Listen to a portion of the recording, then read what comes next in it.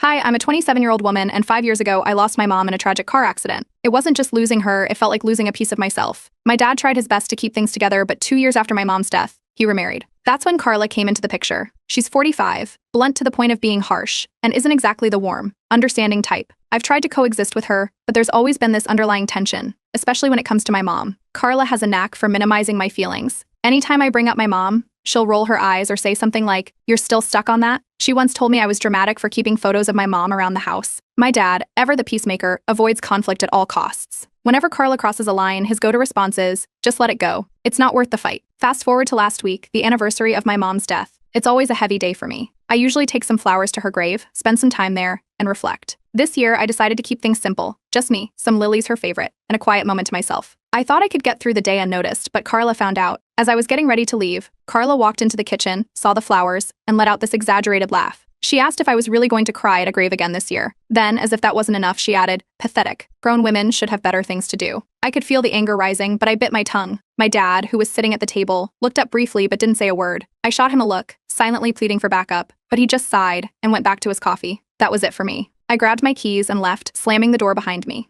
At the cemetery, I tried to focus on my mom, but Carla's words kept playing in my head. I thought about how, for years, she's dismissed my grief like it's some kind of character flaw. I thought about my dad's silence, how he never stands up for me, and how alone I feel every time this happens. By the time I got home, I'd made up my mind, no more biting my tongue. If Carla wanted to act like my grief was a joke, she needed a wake-up call. The universe, it seems, had its own plans for Carla. Just a week later, her dog, Rocky, passed away. She'd had him for 10 years, and to Carla, he wasn't just a dog, he was her baby. I came downstairs one morning to find her sitting at the dining table, red-eyed and sniffling, with a photo of Rocky in front of her. For the next few days, the house was like a memorial for Rocky. Carla put up photos, wrote these long, emotional posts on Facebook, and even lit a candle in his memory. My dad was all over it, comforting her, telling her it was okay to cry, and reassuring her that Rocky was in doggy heaven. I didn't say much. Not because I didn't care. Losing a pet is devastating, but because I couldn't shake the irony. This was the same woman who mocked me for grieving my mom, a human being. Watching her fall apart over Rocky was like watching karma unfold in real time. The breaking point came at a family dinner a few nights later. Carla was talking about how hard it was to lose Rocky, how she missed his wagging tail and the sound of his paws on the floor. Everyone was nodding sympathetically, except me. I just sat there,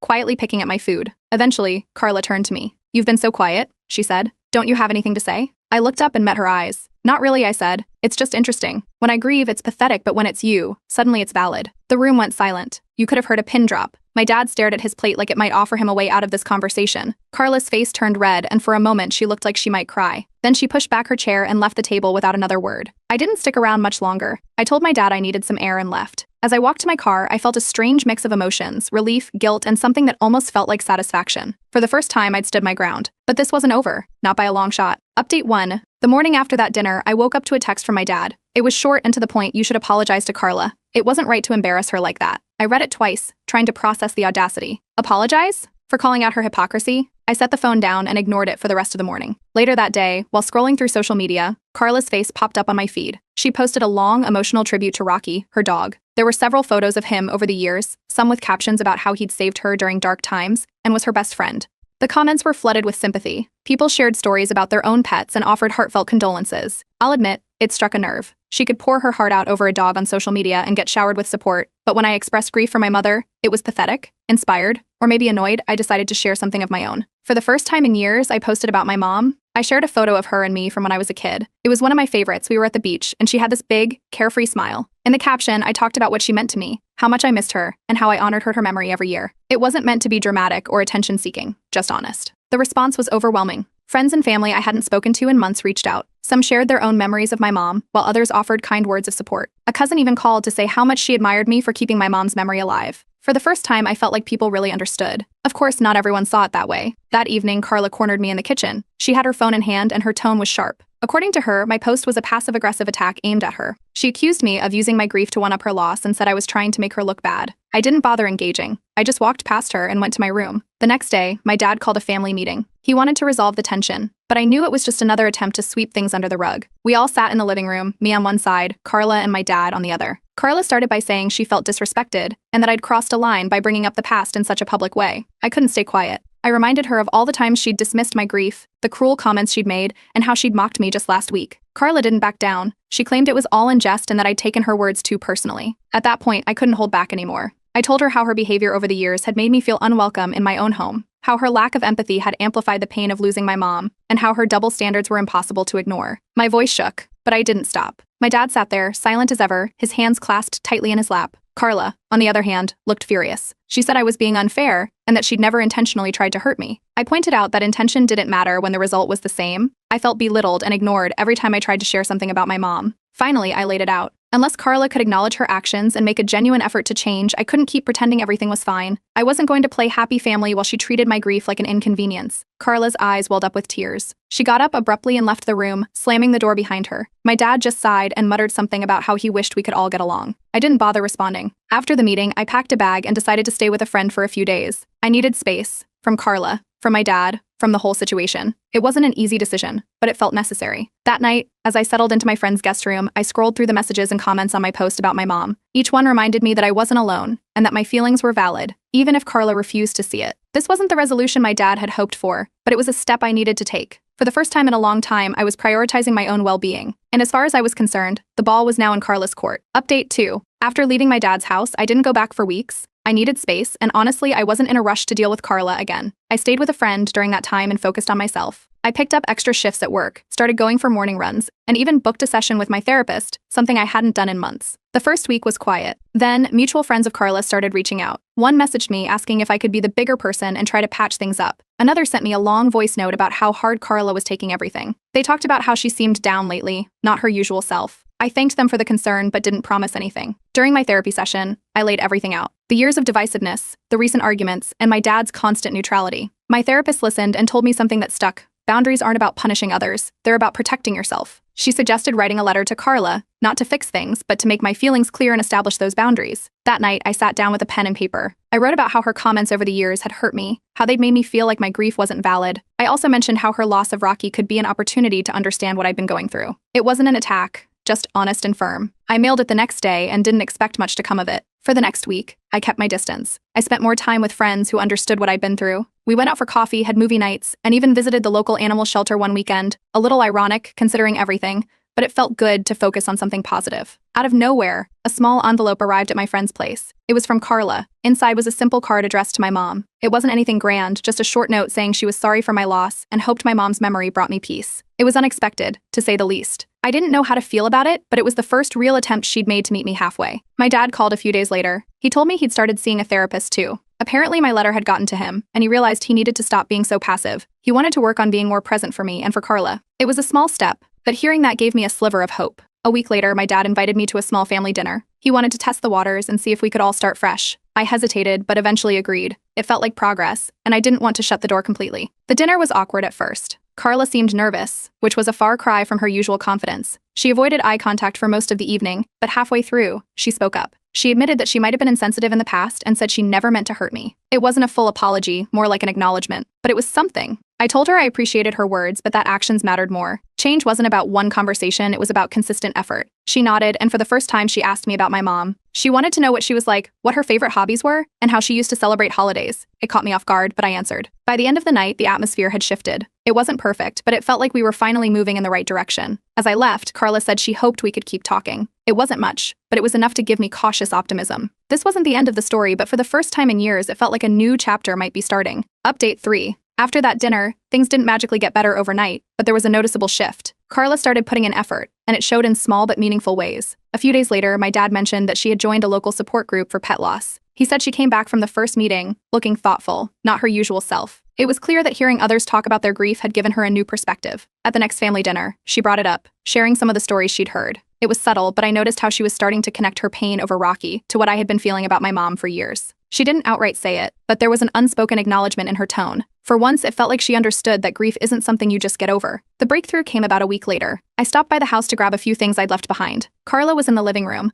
sorting through a box of old keepsakes she'd pulled from the attic. She called me over and handed me something wrapped in tissue paper. When I opened it, I was stunned. It was a framed photo of my mom. The picture was one I hadn't seen in years. It was from a family barbecue when I was a kid. My mom had her arm around me, laughing at something off camera. Carla explained that she'd found it tucked away in an old album and thought I might want it. I wasn't sure what to say, but I thanked her. It was such a small gesture, yet it meant so much. That day, we ended up sitting in the living room, sharing stories. She talked about Rocky and how he used to follow her everywhere, even to the bathroom. I told her about my mom's laugh, and how she'd always sneak me an extra cookie when my dad wasn't looking. It was the first time we'd ever really connected on a personal level. Even my dad started changing. He seemed more present during our conversations and actually made an effort to mediate when things got tense. At one point, he suggested that Carla and I try a few joint therapy sessions to work on our relationship. I was hesitant at first, but Carla seemed open to the idea, so I agreed. In therapy, we talked about everything: her dismissive comments, my bottled-up resentment, and the ways we could move forward. It wasn't easy, but it felt productive. Carla admitted that she'd been wrong to minimize my grief and said she wanted to do better. Hearing those words, especially in that setting, felt like a turning point. As we worked on our relationship, new traditions began to take shape. Carla suggested we create a family ritual to honor lost loved ones, including pets. On her suggestion, we planted a small memory garden in the backyard, with flowers for Rocky and my mom. It felt like a step toward healing, something tangible to acknowledge our grief. Other family members started noticing the change in Carla too.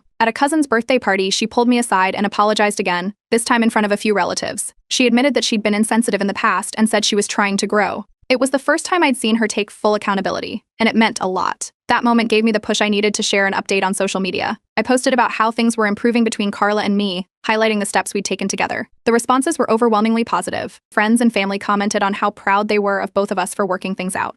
A few weeks later, during a small family gathering, Carla surprised me with another gesture. She asked if we could visit my mom's grave together. I was taken aback, but agreed. We went the next morning, bringing flowers and sitting quietly for a while. Carla didn't say much, but her presence spoke volumes. It was a moment of unspoken understanding, one I never thought we'd share. Over the next few months, the family dynamic shifted in ways I hadn't thought possible. Carla and I started communicating more openly, and my dad became more involved in fostering those connections. We still had our differences, but there was a sense of mutual respect that hadn't been there before. By the time the next anniversary of my mom's passing rolled around, things felt different. We spent the day as a family, visiting the memory garden, sharing stories, and even laughing at some of the funny moments we remembered about my mom and Rocky. For the first time in years, the day felt more like a celebration of their lives than a painful reminder of their absence. As I stood in the garden that evening, looking at the flowers we'd planted, I felt something I hadn't in a long time: closure. My grief hadn't disappeared, but it had found a new place in my life, one that didn't feel as heavy. Carla wasn't my mom, and she never would be, but she was trying to be a better version of herself. And for the first time, I believed we could move forward as a family. Update 4. The changes between Carla and me weren't dramatic, but they were steady. She was making an effort, and while I appreciated it, I couldn't help but stay cautious. Trust takes time, especially after years of tension. One day, Carla invited me to a pet loss support group she'd been attending. She explained how it had helped her process Rocky's death and understand grief in a way she hadn't before. At first, I wasn't sure if I wanted to go. It felt like her thing, but she looked genuinely hopeful about sharing the experience. I agreed to attend one session with her. At the meeting, I wasn't expecting much. People shared their stories about pets they'd lost, and I mostly listened. Toward the end, Carla spoke up. She talked about Rocky and the bond they'd shared, but then she shifted the focus. She admitted to the group that losing him had opened her eyes to the way she'd treated me. She said she regretted her actions and wanted to make amends. Hearing her voice crack as she spoke, surrounded by strangers, was something I didn't expect. It was raw and genuine. Afterward, we grabbed coffee. I opened up about my mom in a way I hadn't with her before, sharing how her loss had shaped me and why her sneering had hurt so much. It was the first time we truly reflected together, and for the first time, I felt like she was listening without judgment. Later that week, Carla brought out an old cookbook she'd found while cleaning the kitchen. Inside was one of my mom's handwritten recipes, a chocolate chip cookie recipe she used to make every Christmas. Carla suggested we try making them together. I hesitated at first, but as we sifted flour and measured chocolate chips, the awkwardness started to fade. While the cookies baked, Carla casually mentioned she'd been collecting little things connected to my mom over the years. She pulled out a small box filled with notes, photos, and even a birthday card my mom had written to me when I was in high school. She hadn't mentioned it before because she wasn't sure how I'd react. I was stunned. The gesture wasn't perfect, but it felt like a genuine attempt to honor my mom's memory in her own way. A few days later, Carla and I visited my mom's grave together for the first time. It wasn't a planned outing. She simply asked if she could join me the next time I went. We brought flowers, roses for my mom, and a small bouquet for Rocky, and sat quietly for a while. Carla didn't say much, but her presence spoke volumes. It felt like a bridge had been built, one I never thought possible. The changes didn't go unnoticed. At a family gathering, my aunt pulled me aside to comment on how much Carla's attitude had shifted. She mentioned how Carla seemed softer, more understanding, and how the dynamic between us had improved.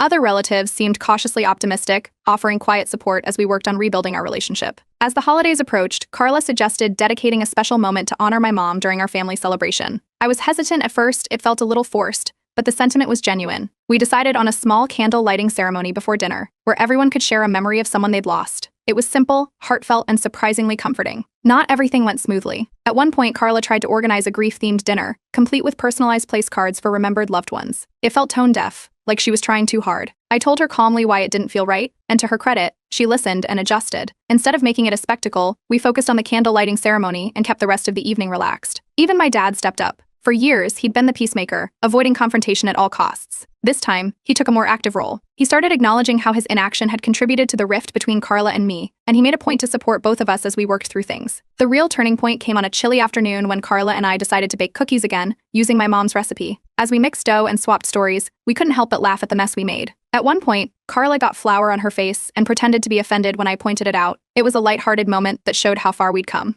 By the time the cookies were cooling on the counter, I found myself reflecting on everything that had happened over the past year. Carla wasn't my mom, and she never would be, but she was trying to grow from her mistakes. For the first time, I didn't see her as a replacement, but as someone who could still hold a meaningful place in my life. Update 5. As the year progressed, the changes between Carla and me began to feel less like cautious steps and more like a new normal. It started with a small tradition we created together. I decided to honor my mom by planting flowers in the memory garden each year on the anniversary of her passing. Carla and my dad joined in, helping me choose the flowers and planting them side by side. It wasn't something I ever imagined doing with her, but the gesture felt meaningful. Carla began sharing her journey more openly, not just with me, but with others. At a family barbecue, she talked about what she'd learned from her grief over Rocky and how it helped her understand my perspective. She even encouraged relatives to talk about their own losses, creating an atmosphere where emotions felt safe to express. Relatives who had been skeptical of her in the past started warming up, acknowledging the effort she was making to repair our relationship. One day, Carla handed me a letter she had written. In it, she apologized for all the times she had been dismissive of my feelings and admitted she hadn't known how to handle my grief. She thanked me for giving her the chance to learn and grow and promised to continue working on being a better version of herself. It was heartfelt and honest,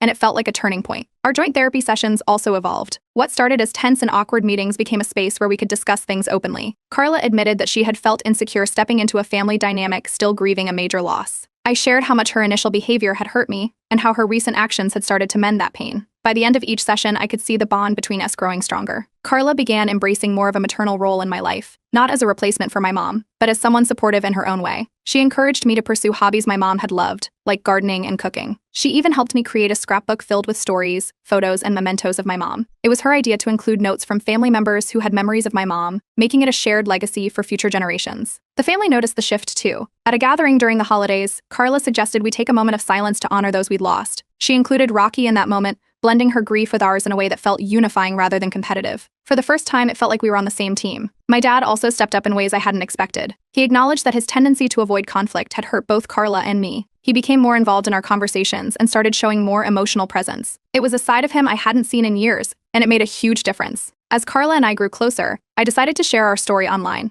I posted about our struggles, the progress we'd made, and the lessons we'd both learned about grief and empathy. The response was overwhelming. People shared similar experiences, offered encouragement, and even reached out for advice.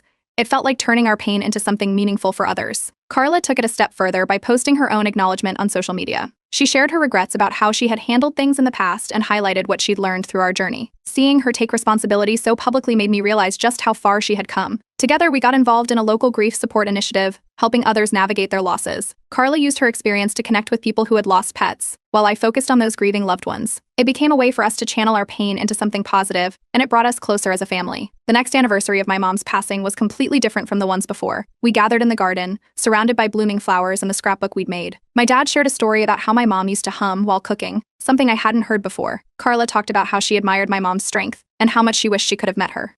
As I stood there, surrounded by the people who had once felt like strangers in my grief, I found myself smiling through the tears. It wasn't that the pain was gone, it never would be, but it felt lighter, more manageable. For the first time, I felt like my grief had a place, not just in my heart, but in my family's story. Looking back, I'm grateful for the growth we've all experienced. Carla isn't perfect, and neither am I, but we've both learned the power of empathy and second chances. What started as a strained relationship has become something I never thought possible, a partnership built on understanding and mutual respect.